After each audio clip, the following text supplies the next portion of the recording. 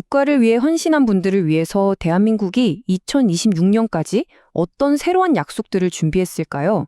그 종합 계획의 핵심 내용을 지금부터 알기 쉽게 풀어드리겠습니다. 한 나라가 감사를 표현하는 방법. 참 큰 질문이죠. 근데 그 답은 어쩌면 결국 국가를 위해 모든 걸 바친 한 사람의 얼굴을 마주하는 것에서 시작되는 게 아닐까 싶습니다. 이번 2026년 계획 전체를 딱 한마디로 요약하면 바로 이겁니다. 특별한 희생에는 특별한 보상을. 우리 공동체를 위한 희생이 존중받아야 하고 또 그에 합당한 예우를 반드시 하겠다는 아주 강력한 의지가 담긴 문구죠. 자, 그럼 이 멋진 비전이 구체적인 정책으로 어떻게 실현되는지 그 약속의 내용들을 한번 본격적으로 들여다볼까요? 이번 계획은 크게 4개의 기둥으로 세워져 있어요. 첫째는 희생에 합당한 공정한 보상이고요. 둘째는 건강한 삶을 지켜드릴 튼튼한 의료. 셋째는 우리 국민 모두가 함께 기억하는 보훈 문화. 그리고 마지막으로 변화와 혁신으로 한 단계 도약하는 미래 보훈입니다. 이 4가지 축을 따라서 하나씩 짚어보겠습니다. 자, 먼저 첫 번째 기둥, 바로 보상 문제입니다. 아무래도 국가 유공자와 그 가족들의 삶에 가장 직접적으로 와닿는 부분일 수밖에 없죠. 아마 이게 제일 궁금하실 거예요. 그래서 대체 수당이 구체적으로 얼마나 오르는 건데? 하고 말이죠. 이 표를 보시면 변화가 한눈에 딱 들어오죠. 참전 명예수당은 2026년에 49만 원으로 오르고요. 저소득 참전 유공자 배우자를 위한 생계지원금.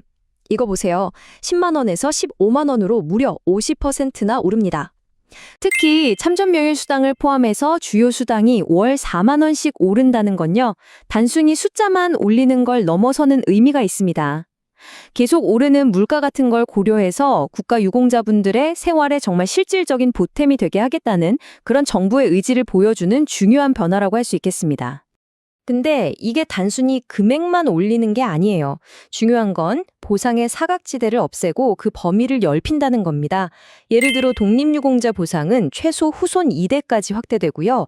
또 고령의 저소득 참전 유공자 배우자분들을 위한 새로운 생계 지원도 시작됩니다. 그리고 그동안 법적 근거가 부족해서 좀 소외되었던 634명의 민주유공자에 대한 지원도 이제 공식적으로 추진됩니다. 자, 다름은 두 번째 기둥. 의료와 복지입니다. 특히 요즘 유공자분들이 점점 고령화되면서 이 부분의 중요성이 정말 하루가 다르게 커지고 있거든요. 그래서 의료 접근성을 높이기 위해서 아주 야심찬 목표를 세웠습니다. 이 그래프를 보시면 현재 약 1,000개 정도인 위탁의료기관을 2030년까지 2배인 2,000개로 늘리겠다는 거예요. 이게 무슨 뜻이겠어요? 바로 집 가까이에서 더 편하게 진료를 받으실 수 있게 된다는 거죠.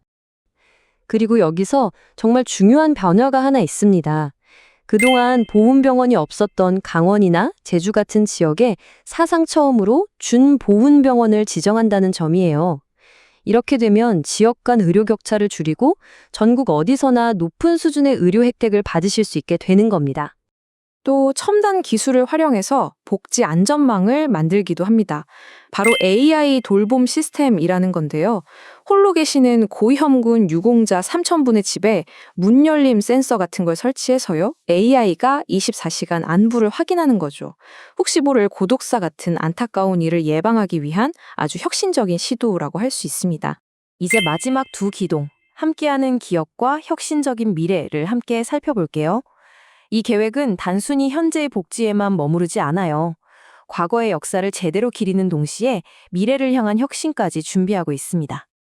이 슬라이드가 바로 그 2가지 노력을 아주 잘 보여주고 있습니다. 한편에서는 아직 우리가 몰랐던 독립유공자를 매년 600명 이상 발굴하고 해외에 묻힌 유해를 국내로 모시는 것처럼 역사를 바로 세우는 일을 하고요.